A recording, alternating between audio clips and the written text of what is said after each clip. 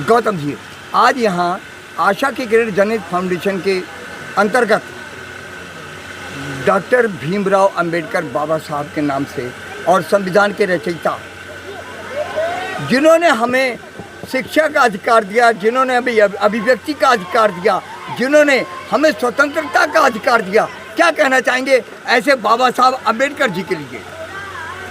पहले तो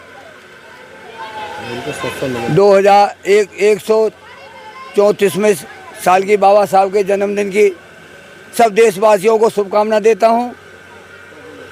और हमने कौशलपुरी में जो हमने कार्य करा है आशा किरण जनहित फाउंडेशन से, जो हमारे क्षेत्रवासी में, उनके लिए भी तहे दिल से धन्यवाद देता हूं।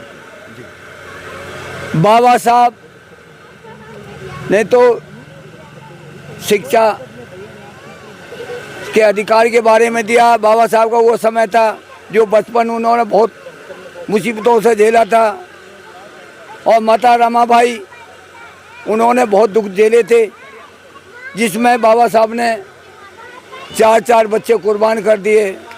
इस समाज दबे कुचले के लिए इतना बड़ा संघर्ष करा है, शायद दुनिया में अभी तो कोई ऐसा पैदा नहीं हुआ। हम लोग सबसे बड़ी किया समाज के लिए मैं तो यही संदेश देना चाहता हूँ। बाबा साहब ने सबसे बड़ा मंत्र तो दे दिया था, शिक्षित बनो, संगठित रहो और संघर्ष करो। और दूसरी बात बाबा साहब ने यह भी बोला है, भाई बच्चों को पढ़ाओ। हम जो इसमें बर्तन में हम खाना खा रहे हैं, चाहे हमें थाली रखनी बेचनी पड़े, हाथ पे रख के रोटी खाएं, तो बच्चों को जरूर पढ़ाओ लिखाओ। जब पढ़ो लिखोगे तो अपने अधिकार के लिए लड़ोगे। बाबा साहब ने एक संस्था बनाई थी और उन्हीं के पद चिन्हों पर चलते हुए आपने भी एक संस्था के महासचिव हैं। उस संस्था के जरिए समाज सेवा के बहुत सारे कार्य करते हैं, उसके लिए लोगों को जागरूक करने के लिए क्या कहना चाहेंगे? सर, जो हमारी आशा किरण जनहित फाउंडेशन है, जो हम 2015 से हम चला रहे हैं, सबसे हमारा मंत्र तो हमारा ये शिक्षा और स्वास्थ्य और जागरूकता, और इनमें ही पूरा जीवन है। शिक्षा जरूरी है और स्वास्थ्य, शिक्षा तो है पर स्वास्थ्य हमारा ठीक नहीं है तो हम कुछ नहीं कर पाएंगे। स्वास्थ्य सही है, शिक्षा नहीं है तो वो भी बेकार है। ये चीज़ जरूर है, शिक्षा स्वास्थ्य। लोग को दिक्कत क्या है, हम शिक्षित भी तो हैं, स्वास्थ्य भी हमारा ठीक है, पर जागरूक नहीं है। तो जागरूक होना जरूरी है। हमारी जो संस्था आशा किरण जनहित फाउंडेशन करी है, जगह जगह कैंप लगा करके और मोहल्ले से क्षेत्रों में सभा कर करके लोगों को जागरूक करते हैं। जैसे स्कूल में एडमिशन नहीं होता है, बच्चों को एडमिशन दिलाते हैं। बच्चा जैसे स्कूल में फेल हो गया तो टीचर लोग क्या कहते हैं, प्राइवेट स्कूलों में जाओ या ओपन से पढ़ा लो। तो हम कहते हैं उसमें क्यों पढ़ाओगे, आपके स्कूल में बच्चा फेल हुआ है, आपका एडमिशन करना पड़ेगा। हम उनको एडमिशन दिलाते हैं, चाहे हम कोर्ट के थ्रू दिलाएं, चाहे हम संस्था के माध्यम से हम उनको एडमिशन दिलाते हैं। क्षेत्रवासियों किसी कोई समस्या तो हम उस पर भी काम हम करते हैं। हॉस्पिटलों में जाते हैं, दवाइयों के लिए जाते हैं तो वो टाल टूल कर देते हैं। जब सरकार हमें दवाई दे रही है तो भाई तुम मरीजों को क्यों परेशान कर रहे हो।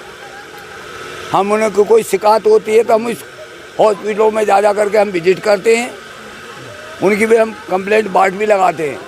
बहुत जगह इस तरह की समस्या हुई हैं, धक्का मारते थे, डिस्पेंसरियों में जाते, दवाई नहीं देते, लाइन में नहीं लगने देते, हमारे लाइन में लग जाओ, वो गपशप मारते, उन पर हम कार्रवाई करते रहे। जी जी गौतम जी।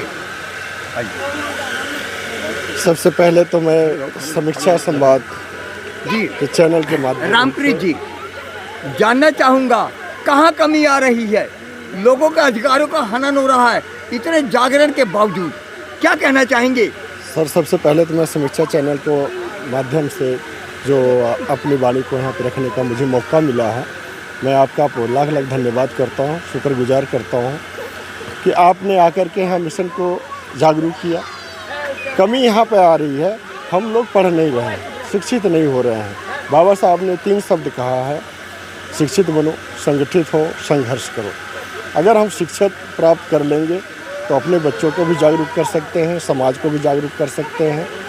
और संगठित रहेंगे तो संगठित में हम सबको एक करके सभी को जागरूक कर सकते हैं, ताकि वो सब बढ़ करके आगे से आगे क्षेत्र के लोगों के लिए क्या संदेश देना चाहेंगे? क्षेत्रवासियों के लिए मैं यही संदेश देना चाहूँगा समीक्षा समाधान माध्यम से कि वो लोग बाबा साहब के जो विचार यहाँ पर आए उनको जागरूक होने के लिए बाबा साहब सभी ने बहुत प्रयास किया, और वो लोग जागरूक हों और जागरूक हो करके शिक्षा रोजगार की तरफ वो जागरूक हो जाए। यही मैं आशा की किरण की तरफ से बहुत बहुत धन्यवाद करता हूँ। जी कमल नयन जी, आप समाज सेवा में कभी पीछे नहीं रहते, क्या कहना चाहेंगे उस समाज के लिए जो अभी भी अपनी अभिव्यक्ति के स्वतंत्रता को नहीं पहचान पा रहा है? मैं आपको बताऊं, मैं पहले तो मैं आपके सभी चैनलों को मैं आपसे धन्यवाद देता हूं कि जो जी। आपने यहाँ पर मेरे से बाइट ले रहे हैं, और सबका आपका बहुत बहुत धन्यवाद। बाबा साहब ने जो अपने विचार रखे थे, हम उनके विचारों को चल ही नहीं रहे, उनके पदों पर चल ही नहीं रहे। बाबा साहब ने 4-4 बच्चों की कुर्बानी दी। जिस समय बच्चा मरा हुआ था तो उनका भाई कह रहा था कि भाई ये राजरत्न नहीं रहे इस दुनिया में, तो उन्होंने कहा कि आज मैं इस बच्चे के लिए मैं कर रहा हूँ, तो अगर मेरा समाज जो सोया हुआ है, अगर मैं आज उनके लिए नहीं गया तो कल पूरा समाज जो है मेरा अधूरा रह जाएगा। इसलिए हम कहते हैं बाबा साहब के नियमों को पढ़ो। बाबा साहब ने 22 प्रतिज्ञा दी थी, उनको पढ़ना चाहिए। बाबा साहब की किताबों को पढ़ना चाहिए। बाबा साहब चाहते थे कि हमारा समाज सुसंस्कृत हो। हम अप्रसिद्ध जाति के थे, जो आज लोग कहते हैं दलित जाति है। दलित नहीं थे हम अप्रसिद्ध जाति, अनटचेबिलिटी जिसे बोलते हैं। इसी वजह से बाबा साहब ने उसके ऊपर बहुत बड़े लेख लिखे हैं। अगर लेख को पढ़ना है तो पढ़ के देखो। मनुस्मृति जलाई थी उन्होंने 19 तारीख को, जिस समय कोड बिल पेश लिखा था, ड्राफ्ट बनाया था 19 जनवरी 1949 को की बात बता रहा हूँ मैं आपको। तो उस समय पे कोड बिल पेश जब किया था तो बाबा साहब के पुतले जलाए गए थे। बाबा साहब के जुलूस निकाला गया था कि हिंदू कोड बिल क्यों लाया जा रहा है, ये हमारे अधिकार का नहीं है। लेकिन फिर भी बाबा साहब ने कहा था कि मैं जो है जो करूँगा वो करके रहूँगा। लेकिन उन्होंने कोड बिल लाए, महिलाओं को अधिकार दिया। दूसरी चीज़, बाबा साहब ने जिस समय संविधान पेश कर रहे थे उस समय पर उन्होंने ये कहा था कि मैं जो संविधान तो मैंने प्रारूप बहुत अच्छा लिख दिया है, लेकिन इसको चलाने वाले अगर सही हैं तो ये संविधान बहुत अच्छा है, और नहीं तो ये संविधान किसी के काम का नहीं है। इसी चीज़ में मैं सभी को धन्यवाद देता हूँ। आप सबका धन्यवाद। आपका भी बहुत बहुत धन्यवाद।